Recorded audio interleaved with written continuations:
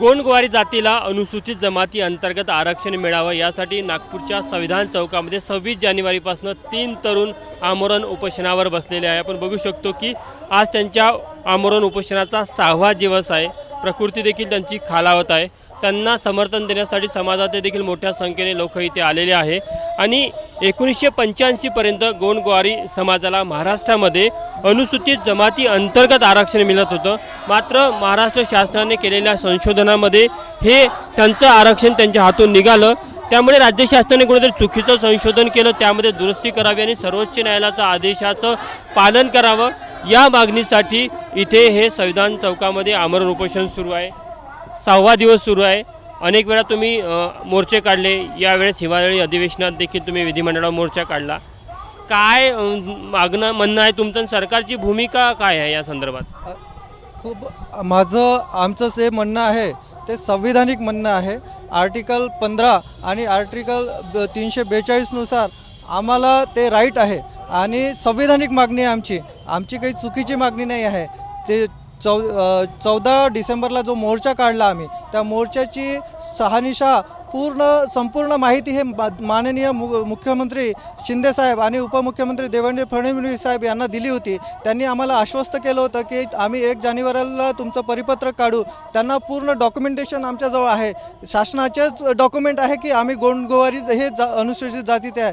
त्यांनी या पद्धतीचं परिपत्रक न काढल्यामुळे आज आम्हाला इथे बसण्याची वेळ आलेली आहे। 1985 मध्ये नेमकं काय घडलं होतं? 1985 मध्ये जो GR काढला गेलेला आहे तो असंवैधानिक GR आहे, तो संसदेत पारित नसलेला GR आहे। त्या GR मध्ये आमची जी नोंद करण्यात आलेली आहे, आमची जी माहिती दिली गेलेली आहे, आमची जी संस्कृती दिली गेलेली आहे ते चुकीची दिली गेलेली आहे। आम्ही वाघोबा नागोबा ढालपूजा पूजणारे लोक आहे, पण त्यामध्ये गंगा जमुना या पद्धतीचे देव दिलेले आहे, ते आमची संस्कृती नाही आहे। आम्ही गोंडांचे उपजमात गोवारी आहो, गोंड गोवारी आहो। आम्हाला शासनाला एवढंच म्हणणं आहे की फक्त तुम्हाला 1985च्या GR मध्ये दुरुस्ती करणे आहे। आम्ही ऑटोमॅटिक संविधानिक मार्गाने आहो आणि आम्हाला ऑटोमॅटिक अनुसूचित जातीचा कास्ट सर्टिफिकेट आणि व्हॅलिडिटी मिळणे सुरू होतील।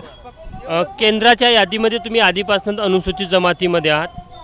हो, संविधान लागू झाल्यापासून 1950च्या लिस्टमध्ये आमचं नाव सुटण्यात आलं होतं।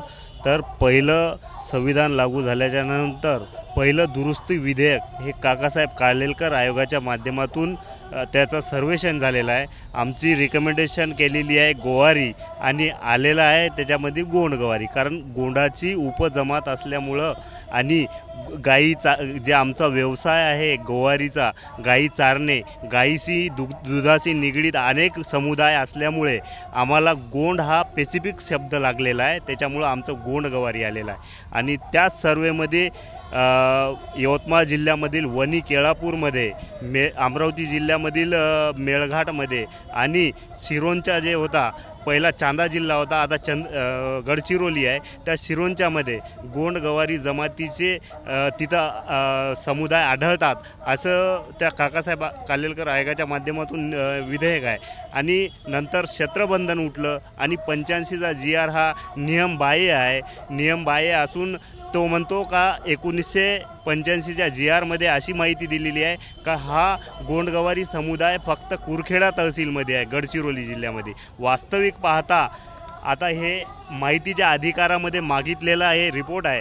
हे काय म्हणतात बघा, सदर मुद्द्यांवर आम्ही विचारलेलं आहे की गोंडगवारी जमातीचा सर्वेक्षण तुम्ही केलेलं आहे का, पण हे काय म्हणतात, सदर मुद्द्यांवर मागणी केलेल्या माहितीनुसार कळविण्यात येते की गोंडगवारी या अनुसूचित जमातीचे या कार्यालयामार्फत कुठलेही संशोधन आलेले नाही। म्हणजे जेव्हा केंद्राच्या RGIच्या नियमानुसार संशोधनच झाले नाही तर तुम्ही गोंडगवारी जमातीची संस्कृती ठरवली कशी? म्हणजे याचा अर्थ असा आहे की राजकीय दबाव तंत्र निर्माण करून हा मुद्देसूद आमच्या गोंडगवारी जमातीला आरक्षणापासून वंचित कसं ठेवण्यात यावं याच्यासाठी केलेलं मोठं षडयंत्र आहे। आणि आमच्या गोंडगवारी समुदाय हा दऱ्याखोरात राहणारा आहे, वंचित आहे, गरीब आहे आणि आमचा कोणी लोकप्रतिनिधी नसल्यामुळे आमची बाजू कोणी उचलायला तयार नाही। हा अन्याय आपण आपल्या याच्यामार्फत न्यूज चॅनलच्या माध्यमातून दूर करावा, हे आपणास कळकळीची विनंती आहे।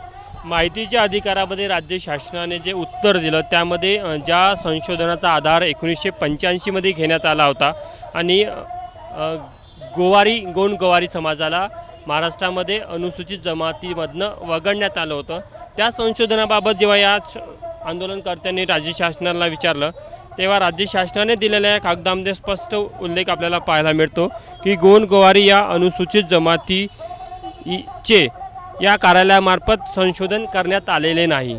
जर का या जमातीचे किंवा या जातीचे संशोधनच करण्यात आले नाही तर मग त्यांना 1985मध्ये अनुसूचित जमातीच्या प्रवर्गातनं कोणत्या आधारावर बाहेर काढलं हा देखील या आंदोलकांचा प्रश्न आहे.